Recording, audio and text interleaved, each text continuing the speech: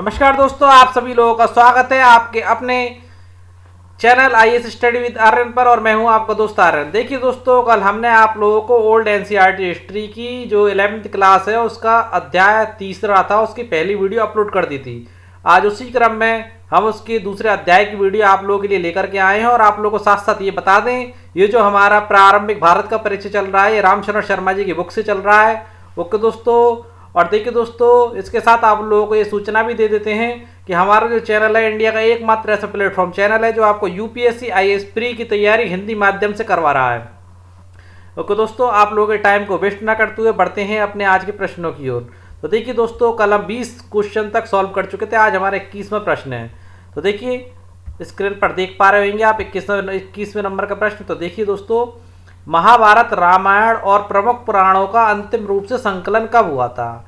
Important question है दोस्तों। महाभारत, रामायण और प्रमुख पुराणों का अंतिम रूप से संकलन यानी कि संकलित कब किया गया था, एकत्रित कब किया गया था? 400 ईस्वी के आसपास, या 500 ईस्वी के आसपास, या 250 ईस्वी के आसपास, या 350 के आसपास? 350 ईस्वी के आसपास। तो देखिए दोस्तों, इस प्रश्न का आपका सीधा सा उत्तर यानी कि यहाँ पर आपका ऑप्शन पहला सही है। रामायण, महाभारत और प्रमुख पुराणों का जो अंतिम संकलन 400 ईस्वी के आसपास किया गया था। ओके दोस्तों, आगे बढ़ते हैं अपने अगले प्रश्न की ओर। देखिए प्रश्न नंबर दूसरा, महाभारत के संदर्भ में निम्नलिखित में से कौन सा कथन असत्य है? दोस्तों, महाभारत के बारे में आप काफ़ी कुछ जानते होंगे, तो उसी में से आप लोगों से पूछ रहा है कि महाभारत के संदर्भ में निम्नलिखित में से कौन सा कथन असत्य है। देखिए, महाभारत को व्यास जी की कृति माना जाता है। व्यास जी का पूरा नाम कृष्ण द्वैपायन व्यास था। ओके दोस्तों, ये हमें 10वीं ईसा पूर्व से चौथी सदी ईस्वी तक की स्थिति का आवास देता है। ओके दोस्तों, कब से लेकर कब तक देता है?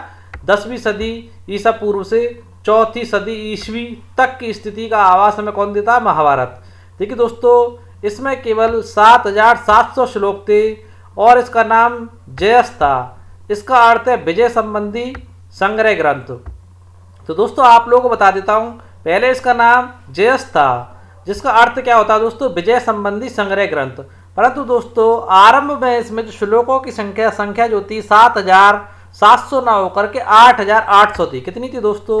8800 थी प्रारंभ में इसमें श्लोकों की संख्या। तो दोस्तों, इस प्रकार आपका तीसरे नंबर का कथन यहाँ पर गलत है। आगे देखते हैं, बाद में इसमें श्लोकों की संख्या 24,000 हो गई और भारत नाम से प्रसिद्ध हुआ। किस नाम से प्रसिद्ध हुआ? भारत नाम से प्रसिद्ध हुआ, क्योंकि दोस्तों इसमें प्राचीनतम वैदिक जन यानी वैदिक काल में जो लोग भारत में निवास करते थे यानी भरत के वंशजों की कथा है, इसलिए ये भारत के नाम से प्रसिद्ध हुई दोस्तों। और अंततः देखिए, सबसे पहले श्लोकों की संख्या 8800 थी, उसके बाद 24,000 हो गई और अंत में कितने रहे दोस्तों इसमें श्लोक? तो अंत में इसमें 1 लाख श्लोक हो गए। कितने हो गए दोस्तों? 1 लाख श्लोक हो गए। और उसके बाद दोस्तों ये इसके सतशास्त्री संहिता यानी कि महाभारत कहलाने लगी। क्या कहलाने लगी दोस्तों? एट लास्ट में ये महाभारत कहलाने लगी। ओके, आगे बढ़ते हैं अपने आज के अगले प्रश्न की ओर। देखिए, वाल्मीकि कृत जो रामायण है, जो वाल्मीकि जी ने रामायण लिखी है, वाल्मीकि रामायण में मूलतः कितने श्लोक थे? 6000 श्लोक थे, या 12000 श्लोक थे, या 24,000 श्लोक थे, या निम्न में से कोई नहीं? तो दोस्तों, मैं आप लोगों को बता देना चाहता हूँ कि जो वाल्मीकि कृत जो रामायण थी उसे मूल रामायण में मूलतः जो श्लोकों की संख्या थी वो आपकी 6000 थी। कितनी थी दोस्तों? मूलतः श्लोकों की संख्या 6000 थी। अब देखिए दोस्तों, जो मूलतः श्लोकों की संख्या 6000 थी, जो आगे चल करके दोस्तों 12000 हो गई थी। कितनी हो गई थी? मूलतः तो 6000 थी, आगे चल करके 12000 हो गई। और एट लास्ट यानी कि अंततः श्लोकों की संख्या कितनी हो गई? 24,000 हो गई थी। और दोस्तों, इसकी रचना का जो समय संभवतः जो माना जाता है 5वीं ईसा पूर्व सदी में शुरू हुआ था, ऐसे माना जाता है। कब माना जाता है? 5वीं सदी ईसा पूर्व में। अगर आप लिखना चाहें तो लिख सकते हैं। एनसीईआरटी के अकॉर्डिंग ये डाटा दिया जा रहा है तो बिल्कुल भी गलत नहीं हो सकता, ना कोई इस पर प्रश्नवाचक चिन्ह लगा सकता है। तो दोस्तों, 5वीं सदी ईसा पूर्व में इसकी लिखने की इसकी शुरुआत हुई थी, इसकी रचना की, ऐसा एनसीईआरटी कहती है आपकी। ओके दोस्तों, और दोस्तों ऐसा कहा जाता है कि तब से ये 5 अवस्थाओं से गुजर चुकी है और उसकी 5वीं अवस्था जो थी 12वीं ईस्वी में आई थी। कौन सी ईस्वी में आई थी? 12वीं ईस्वी में आई थी। ओके दोस्तों, ईसा की 12वीं सदी में आई थी, या फिर यूँ कह सकते हैं। ओके दोस्तों, इससे संबंधित महत्वपूर्ण जानकारी मैंने आप लोगों को दे दी है। आगे बढ़ते हैं अपने 24वें नंबर के प्रश्न की ओर। देखिए, प्राचीनतम बौद्ध ग्रंथों के संदर्भ में कौन सा कथन असत्य है? यानी प्राचीनतम बौद्ध ग्रंथों के संबंध में कौन सा कथन असत्य है, असत्य कथन के विषय में आप लोगों से पूछ रहा है। तो देखिएगा, प्राचीनतम बौद्ध ग्रंथ प्राकृत भाषा में लिखे गए। यह भाषा मगध यानी दक्षिण बिहार में बोली जाती थी। इन्हें ईसा पूर्व दूसरी सदी में संकलित किया गया था। इन ग्रंथों से हमें बुद्ध के जीवन की जानकारी के साथ साथ उनके समय के मगध, उत्तर बिहार और पूर्वी उत्तर प्रदेश के शासकों के बारे में जानकारी मिलती है। देखिए दोस्तों, जो बौद्ध ग्रंथ है इसमें असत्य कथन पूछ रहा है। तो देखिए, प्राचीनतम बौद्ध ग्रंथ प्राकृत भाषा में लिखे गए हैं। तो दोस्तों सबसे पहला पॉइंट तो यहीं पर गलत दिया गया। जो प्राचीनतम बौद्ध ग्रंथ हैं वो प्राकृत भाषा में ना होकर के पाली भाषा में दिए गए हैं। किस भाषा में लिखे गए? पाली भाषा में लिखे गए। ओके दोस्तों, दूसरा पॉइंट देखते हैं। यह भाषा मगध यानी दक्षिण बिहार में बोली जाती थी। दोस्तों पाली जो भाषा थी वो आपकी मगध जो क्षेत्र था यानी कि दक्षिणी बिहार का जो क्षेत्र था उस क्षेत्र में बोली जाती थी और इन्हें ईसा पूर्व दूसरी सदी में संकलित यानी कि एकत्रित किया गया था। ओके दोस्तों, प्राचीनतम बौद्ध ग्रंथों को।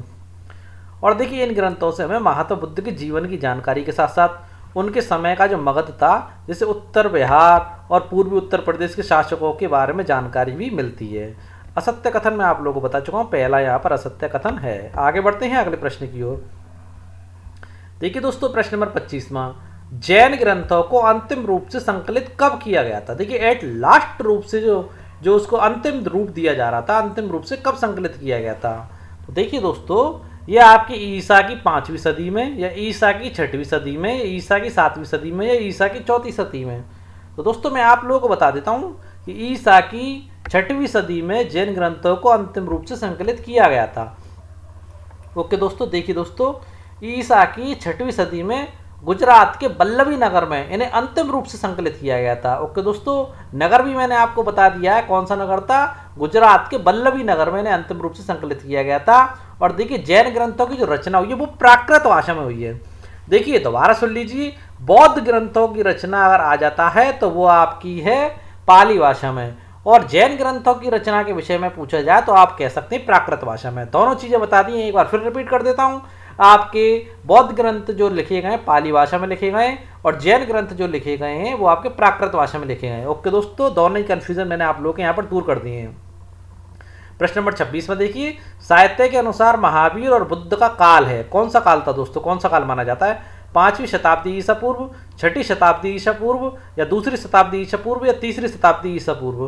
तो दोस्तों जो हमारे महावीर स्वामी जी थे और महात्मा बुद्ध जी थे, उन दोनों का समय जो कालक्रम है वो एक ही माना जाता है। ओके दोस्तों, तो इसके विषय में आप लोगों को बता देता हूँ, वो 6वीं शताब्दी ईसा पूर्व माना जाता है। कौन सा माना जाता है? 6वीं शताब्दी ईसा पूर्व का माना जाता है। प्रश्न नंबर 27 में देखिए आप लोग, देखिए निम्नलिखित में से कौन सा ग्रंथ धर्मशास्त्र में शामिल नहीं है? ओके दोस्तों, कौन सा ऐसा ग्रंथ है जो धर्मशास्त्र में शामिल नहीं है? देखिए, धर्मसूत्र, स्मृतियां, टीकाएं या लोक कथाएं। तो देखिए दोस्तों, लोक कथाएं जो हैं वो आपके धर्मशास्त्र में शामिल नहीं है। बाकी की जो आपका पहला जो है धर्मसूत्र हुआ और आपकी स्मृतियां हुई और जो टीकाएं हुई, ये तीनों के तीनों आपके धर्मशास्त्र में शामिल हैं। ओके दोस्तों, देखिए दोस्तों, धर्मसूत्र, स्मृतियां और टीकाएं, इन तीनों को मिलाकर के धर्मशास्त्र कहा जाता है। दोबारा सुन लीजिए, धर्मसूत्र को, स्मृतियों को, टीकाओं को, इन तीनों को मिलाकर धर्मशास्त्र कहा जाता है। तीनों के मिलने से ही धर्मशास्त्र का निर्माण होता है। ओके दोस्तों, और देखिए धर्मसूत्र, ये जो आपका जो दे रखा है, धर्मसूत्र का संकलन आप लोगों को बता देता हूँ कब हुआ था। आप लोग लिख लीजिएगा अगर आवश्यक समझें तो, वैसे इसकी जो जानकारी मैं आप लोगों को दे रहा हूँ आवश्यक ही है। धर्मसूत्र का संकलन 500 से लेकर के 200 ईसा पूर्व में हुआ था। कब हुआ था? तो 500 से लेकर 200 ईसा पूर्व में इसका संकलन हुआ था। किसका दोस्तों? धर्मसूत्र का।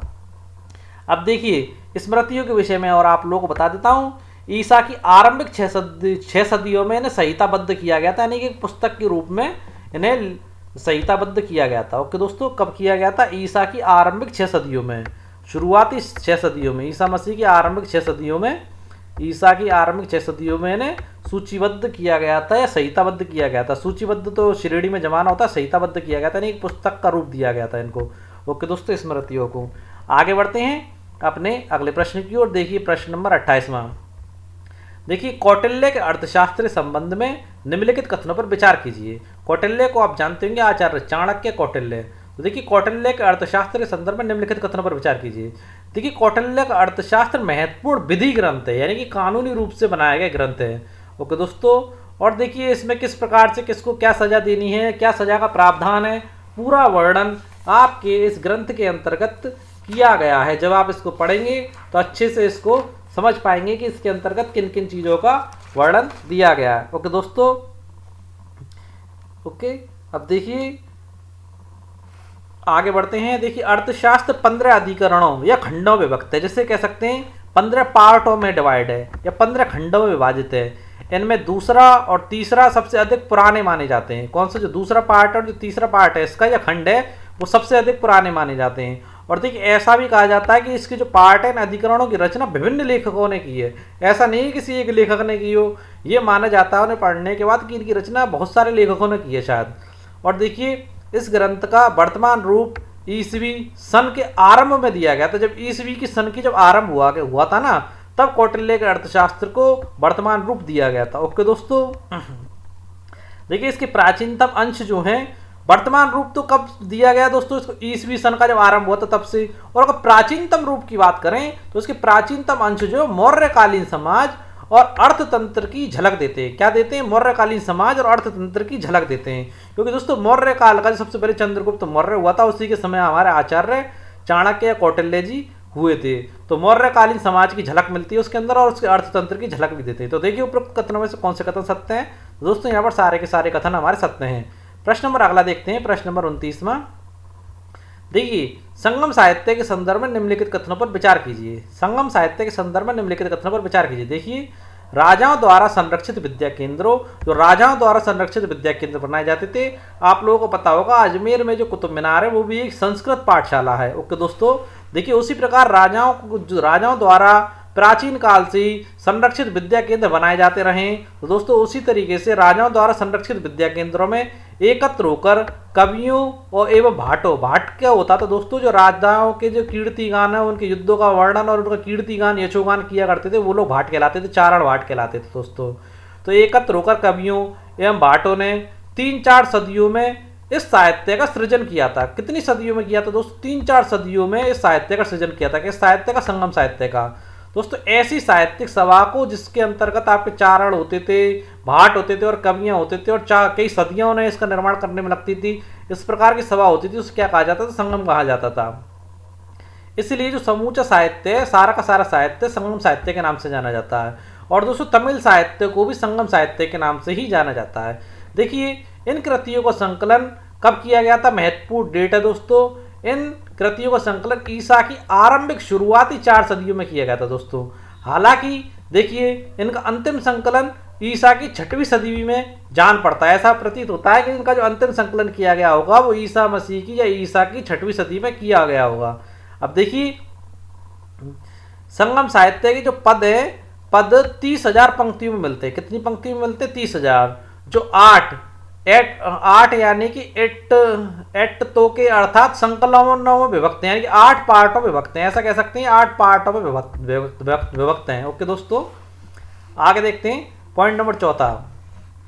संगम ग्रंथ वैदिक ग्रंथों से खासकर ऋग्वेद से भिन्न है। ओके दोस्तों, किससे भिन्न है? संगम ग्रंथ ऋग्वेद से अलग हैं। ये धार्मिक ग्रंथ नहीं है दोस्तों, क्योंकि हमारे जो वेद हैं वो सारे के सारे धार्मिक हैं, जबकि जो संगम साहित्य है हमारा वो धार्मिक ग्रंथ नहीं है। इनके मुक्तकों और प्रबंध काव्यों की रचना बहुत सारे कवियों ने की है। ऐसा नहीं है किसी एक ने इनकी रचना की हो।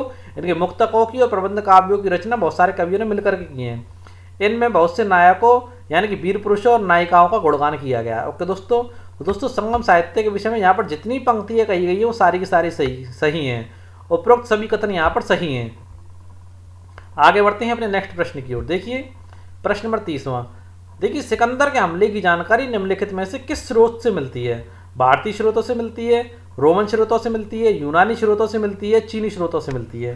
तो दोस्तों एक बड़ा दिलचस्प बात मैं आप लोगों को यहाँ पर बताने वाला हूँ कि सिकंदर के हमले की जो जानकारी मिलती है वो यूनानी स्रोतों से मिलती है। किससे मिलती है दोस्तों? यूनानी स्रोतों से मिलती है।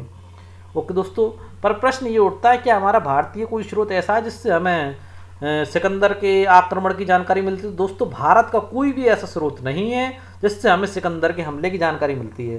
दोबारा सुनिए। देखिए दोस्तों, देखिए ध्यान देने वाली बात यह है कि भारतीय स्रोतों में सिकंदर के हमले की कोई जानकारी ही नहीं मिलती।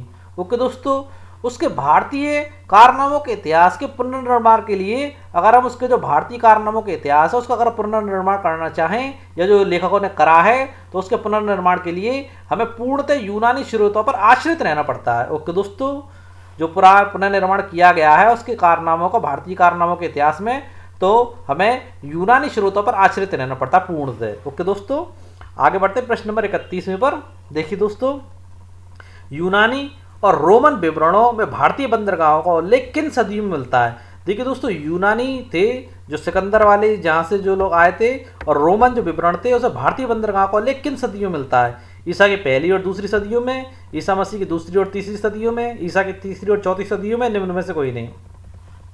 तो आप लोगों को बता देना चाहता हूं दोस्तों कि इसका जो उल्लेख मिलता है ईसा की पहली और दूसरी सदियों में मिलता है। कब मिलता है दोस्तों? ईसा मसीह की पहली और दूसरी सदियों में भारतीय बंदरगाहों का उल्लेख मिलता है यूनानी और रोमन ग्रंथों में।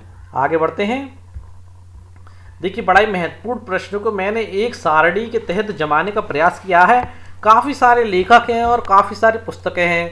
अगर ये प्रश्न डायरेक्ट पूछे जाते हैं, डायरेक्ट हिट के तौर पर पूछे जाते हैं तो आप लोग बता सकते हैं दोस्तों, इसलिए मैंने सारे के सारों को यहाँ पर सम्मिलित करने का प्रयास किया है। देखिए, वैसे कुछों को आप लोग जानते होंगे और नहीं जानते होंगे तो आप जान जाएंगे। देखिए, अभिज्ञान शाकुंतलम सबसे पहला क्या है? अभिज्ञान शाकुंतलम, ये लेखक है और यहाँ पर पुस्तक दे रखी है। तो अभिज्ञान शाकुंतलम किसकी रचना है? तो देखिए दोस्तों, अभिज्ञान शाकुंतलम हमारे कालिदास जी की रचना है। किसकी रचना दोस्तों? अभिज्ञान शाकुंतलम कालिदास जी की रचना है। और दूसरी देखिए इंडिका, इंडिका किसकी रचना है? तो इंडिका आपकी मेगस्थनीज जी की रचना है। किसकी रचना है दोस्तों? मेगस्थनीज। अब देखिए, इंडिका और मेगस्थनीज जी के विषय में मैं आप लोगों को बता देता हूँ। जो हमारे भारत के चंद्रगुप्त मौर्य थे, तो चंद्रगुप्त मौर्य के दरबार में दूत बनकर आए थे। कौन आए थे? मेगस्थनीज। तो इन्होंने इंडिका की रचना की और इन्होंने इंडिका में चंद्रगुप्त मौर्य के दरबार का आंखों देखा हाल लिखा है। ओके दोस्तों, क्या लिखा है इंडिका में? चंद्रगुप्त मौर्य के दरबार का आंखों देखा हाल इन्होंने इंडिका में लिखा है मेगस्थनीज जी ने। अब देखिए, तीसरी बड़ी महत्वपूर्ण पुस्तक जिसका पूरा नाम, इसका शॉर्ट जो नाम लिया जाता है वो तो हिस्टोरिका है। ज़्यादातर आपको हिस्टोरिका देखने को मिलेगा, पर पूरा नाम इसका क्या है? Naturalis Historica. ओके दोस्तों, अब देखिए ये किसकी रचना है? Naturalis Historica. ये आपकी रचना है पिलनी की। किसकी है? Naturalis Historica. ये आपकी पिलनी की रचना है, पिलनी। ओके दोस्तों, अब देखिए इसके विषय में भी मैं आप लोगों को बता देता हूँ। यह जो पुस्तक है ईसा की पहली सदी की है। किसकी है दोस्तों? पिलनी जो आपकी है, पिलनी ने जो लिखी है आपकी हिस्टोरिका, ये आपकी ईसा की पहली सदी की रचना है और ये लैटिन भाषा में लिखी गई है। किस भाषा में लिखी गई? लैटिन भाषा में। और भारत और इटली के बीच होने वाले व्यापार की जानकारी देती है। तो दोस्तों, प्रश्न घुमा करके भी आ सकता है कि निम्न में से ऐसी कौन सी पुस्तक है जिससे भारत और इटली के बीच होने वाले व्यापार की जानकारी मिलती है। तो दोस्तों, आप लोग जान लीजिए, वो पुस्तक आपकी हिस्टोरिका है जिसमें भारत और इटली के बीच होने वाले व्यापार की जानकारी मिलती है। पूरी जानकारी आप लोगों को दे रहा हूँ जिससे आप लोग क्वेश्चन गलत ना कर करके आए। ओके दोस्तों, अब देखिए अष्टाध्यायी। अष्टाध्यायी के विषय में आप लोग जानते हैं, ये महर्षि पाणिनि की रचना है जो आपके संस्कृत व्याकरण से संबंधित है। ओके दोस्तों, किसकी रचना है? महर्षि पाणिनि जी की रचना है जो संस्कृत व्याकरण से संबंधित है। अब देखिए अगली महत्वपूर्ण पुस्तक, पेरोप्लस ऑफ द एरिथ्रियन सी। ये जो है इसके जो लेखक हैं वो अज्ञात हैं। लेखक इसके अज्ञात हैं, लेखक के विषय में कोई जानकारी नहीं मिली है, परंतु इसके संबंध में काफ़ी महत्वपूर्ण चीज़ें हैं जो आप लोगों को जानना जरूरी है। देखिए, ये काफ़ी महत्वपूर्ण पुस्तक है और देखिए ये यूनानी भाषा में लिखी गई है। किस भाषा में लिखी गई? यूनानी भाषा में। और ये पुस्तक 80 और 115 ईस्वी के बीच किसी समय किसी अज्ञात लेखक ने लिखी है। टाइम मैं आप लोगों के लिए यहाँ लिख देता हूँ, कंफ्यूज मत होना जरा सा भी। काफ़ी महत्वपूर्ण पुस्तक है दोस्तों। 80 और 115 ईस्वी के बीच किसी समय किसी अज्ञात लेखक ने लिखा है इस पुस्तक को। ओके दोस्तों, यूनानी भाषा में लिखी गई है। और देखिए इसके अंतर्गत क्या है, इसमें लाल सागर, फारस की खाड़ी और हिंद महासागर में होने वाले रोमन व्यापार का वृत्तांत दिया गया है। रोमन व्यापार का वृत्तांत है दोस्तों इसके अंतर। किसमें? लाल सागर, फारस की खाड़ी, हिंद महासागर में होने वाले रोमन व्यापार का वृत्तांत इस पुस्तक के अंतर्गत दिया गया है, इसलिए ये पुस्तक काफ़ी महत्वपूर्ण हो जाती है दोस्तों। इतनी जो यहाँ पर किताब मैंने शो की है ना, बिल्कुल भी हल्के में मत लीजिएगा, पूरे डीपली अध्ययन करिए। सारी चीज़ें मैं आप लोगों को यही बताता जा रहा हूँ, क्या इंपॉर्टेंट है क्या इंपॉर्टेंट नहीं है। अब देखिए आपकी बची ज्योग्राफी। ज्योग्राफी जो आपकी जो रचना है वो टॉलमी की है। टॉलमी किसकी रचना है दोस्तों? टॉलमी की है। इसके संबंध में मैं आप लोगों को कुछ और बताना चाहूँगा दोस्तों। यह पुस्तक 150 ईस्वी के आसपास की मानी जाती है। लिख लीजिएगा आप लोग, जो आपको इम्पोर्टेंट लगा करे उसे आप लिख लीजिए करें दोस्तों। कब की मानी जाती है? 150 ईस्वी के आसपास की यह रचना आपकी मानी जाती है। अब देखिए नेचुरिस हिस्टोरिका के संदर्भ में मैं आपको काफ़ी कुछ बता चुका हूँ। ओके दोस्तों, अब देखिए यहाँ पर इसके ऑप्शन देखते हैं कौन सा ऑप्शन सही है। देखिए पहले का हमारा ऑप्शन था छठा, तो पहले का छठा और दूसरे का हमारा दूसरे का चौथा और तीसरे का तीसरा। तो ऑप्शन आप लोग यहाँ पर देख ही चुके हैं, तो उसके अकॉर्डिंग आप सही आंसर लगा सकते हैं। जहाँ तक उम्मीद है यहाँ पर आपका डी ऑप्शन बिल्कुल सही है। देखते हैं लास्ट में ला लेते हैं इसका, जो छठे का दूसरा है और आपका इसका पहला। दोस्तों बिल्कुल यही, बिल्कुल डी ऑप्शन आपका यहाँ पर बिल्कुल सही है, 32वें का डी। आगे बढ़ते हैं अगले प्रश्न की ओर। देखिए समुद्रगुप्त मौर्य का राज्यारोहण कब किया गया था? 326 ईसा पूर्व में, 322 ईसा पूर्व में, 450 ईसा पूर्व में, निम्नलिखित में से कोई नहीं। दोस्तों इस प्रश्न का उत्तर आप लोग जान लीजिए। यहाँ पर आपको ऑप्शन बी सही है, यानी कि चंद्रगुप्त मौर्य का राज्यारोहण 322 ईसा पूर्व में किया गया था। और इससे संबंधित महत्वपूर्ण बिंदु नेक्स्ट पेज पर आप लोगों को बताऊंगा कि 326 में क्या हुआ था और चंद्रगुप्त मौर्य को किस नाम से जाना जाता है। ओके दोस्तों, आगे देखिए प्रश्न नंबर 34वां। देखिए चीनी यात्री फाहियान का भारत में आगमन कब हुआ था? बड़ा महत्वपूर्ण प्रश्न है, काफ़ी बार विभिन्न प्रतियोगी परीक्षाओं में घुमा घुमा करके प्रश्न पूछा जाता है। तो चीनी यात्री फाहियान का भारत में आगमन कब हुआ था? ईसा की 5वीं सदी में, 7वीं सदी के दूसरे चतुर्थांश में, 6ठी शताब्दी में, या निम्नलिखित में से कोई नहीं। ओके दोस्तों, तो मैं आप लोगों को बता देता हूँ कि जो ईसा की 5वीं सदी में ये भारत आए थे। दूसरा पॉइंट यहाँ पर दे रखा 7वीं सदी के दूसरे चतुर्थांश में, यानी कि ये गोला है। अब एक सदी के 2 हिस्से कर दीजिए, इसके 2 हिस्से कर दिए, पहला पार्ट ये रहा और दूसरा पार्ट ये रहा, और इसको भी 4 पार्टों में बांट दीजिए। 1 2 4 पार्ट हो गए दोस्तों, आप लोग देख सकते हैं, पहला, दूसरा, तीसरा और चौथा। तो इसका चौथा आ गया, यानी कि चतुर्थ अंश जो है वो कहलाता है। ओके दोस्तों, अब देखिए इसके संबंध में भी महत्वपूर्ण जानकारी दूसरे पेज पर आपको दूंगा। देखिए प्रश्न नंबर 35वां। निम्न में से कौन सा कथन असत्य है? विक्रम संबंध का आरंभ 57 से 58 ईसा पूर्व में हुआ था, शक संबंध का आरंभ 77 ईस्वी में हुआ था, या गुप्त संबंध का आरंभ 319 ईस्वी में हुआ था, या निम्न में से कोई नहीं। तो दोस्तों असत्य जो यहाँ पर है वो आपका दूसरा पॉइंट है, क्योंकि दोस्तों विक्रम संबंध का आरंभ 57 से 58 ईसा पूर्व में हुआ था, ये बात आपकी बिल्कुल सही है। और गुप्त संबंध का जो आरंभ हुआ था वो आपका 319 ईसा पूर्व में हुआ था, ये बात भी यहाँ पर बिल्कुल सही दी गई है दोस्तों। परंतु यहाँ पर जो बात दी गई है आपकी शक संबंध के विषय में, वो यहाँ पर बिल्कुल गलत है, क्योंकि दोस्तों शक संबंध की जो शुरुआत हुई थी आपकी, वो आपकी 78 ईस्वी में हुई थी। कब हुई थी दोस्तों? 78 में हुई थी। 78 ईस्वी में आपकी शक संबंध की शुरुआत हुई थी, इसलिए ये गलत है। यहाँ पर आप लोग सही कर लीजिएगा 78। आगे बढ़ते हैं अपने अगले प्रश्न की ओर। प्रश्न से पहले महत्वपूर्ण जानकारी आप लोगों को दे देता हूँ। देखिए दोस्तों, यूनानी लेखकों ने 300 ईस्वी में भारत पर हमला करने वाले सिकंदर महान का वर्णन किया है, क्योंकि दोस्तों भारतीय स्रोतों में तो सिकंदर के भारत पर आक्रमण करने का कोई जिक्र ही नहीं किया गया है। देखिए दोस्तों, और उसके साथ ही उन लोगों ने उसके साथ ही सेंड्रोकोटस नाम का भी उल्लेख किया है, सेंड्रोकोटस नाम का भी उल्लेख किया। और दोस्तों ये सिद्ध भी किया है यूनानी विवरणों का कि सेंड्रोकोटस और समुद्रगुप्त एक ही थे। कौन थे दोस्तों? सेंड्रोकोटस और समुद्रगुप्त एक ही थे, जिनके राज्यारोहण की तिथि कब बताई गई है? 322 ईसा पूर्व निर्धारित की गई है। अब देखिए चीनी पर्यटक जो भारत में आए थे, फाहियान और ह्वेनसांग, उन दोनों के संदर्भ में आप लोगों को कुछ महत्वपूर्ण बात बताना चाहता हूँ, वो और जान लीजिए दोस्तों। देखिए चीनी पर्यटकों में प्रमुख हैं आपके फाहियान और ह्वेनसांग। ये दोनों बौद्ध थे दोस्तों, और बौद्ध तीर्थों का दर्शन करने तथा बौद्ध धर्म का अध्ययन करने के लिए भारत आए थे। अब देखिए फाहियान ये ईसा की 5वीं सदी के आरंभ में भारत में आए थे, और फाहियान ने गुप्तकालीन भारत की सामाजिक, आर्थिक और धार्मिक स्थिति पर प्रकाश डाला, जबकि ह्वेनसांग जो थे 7वीं सदी के दूसरे चतुर्दश, यानी 2 भागों में बांट दो और दूसरे भाग के भी 4 कर दो, यानी कि 1/4, 1/4 और 1/4, यानी कि चौथे अंश में आए थे। जो लास्ट वाला हिस्सा था चतुर्थ अंश में भारत आया था। और इसने हर्षकालीन भारत की सामाजिक, आर्थिक और धार्मिक स्थिति पर प्रकाश डाला था। ओके दोस्तों, आगे बढ़ते हैं अपने अगले प्रश्न की ओर। देखिए यहाँ भी कुछ रचनाएं दी गई हैं, मगर कुछ रचनाएं वो अलग है कुछ। देखिए, विभिन्न रचनाएं जिनमें लेखकों ने उस काल के शासकों का वर्णन किया है। देखिए ये वो रचनाएं हैं और वो पुस्तकें हैं जिसमें उस काल के शासकों का वर्णन किया गया है, तो बताइएगा। देखिए दोस्तों, पहले तो लेखक दे रखे हैं यहाँ पर, लेखक और पुस्तकें दे रखी हैं, तो आप लोगों को बताना है कौन सा लेखक किसका है। देखिए, अभिज्ञान शाकुंतलम सबसे पहली रचना आपकी क्या है, अभिज्ञान शाकुंतलम। तो देखिए दोस्तों, मैं आप लोगों को यहाँ पर बताता चलता हूँ।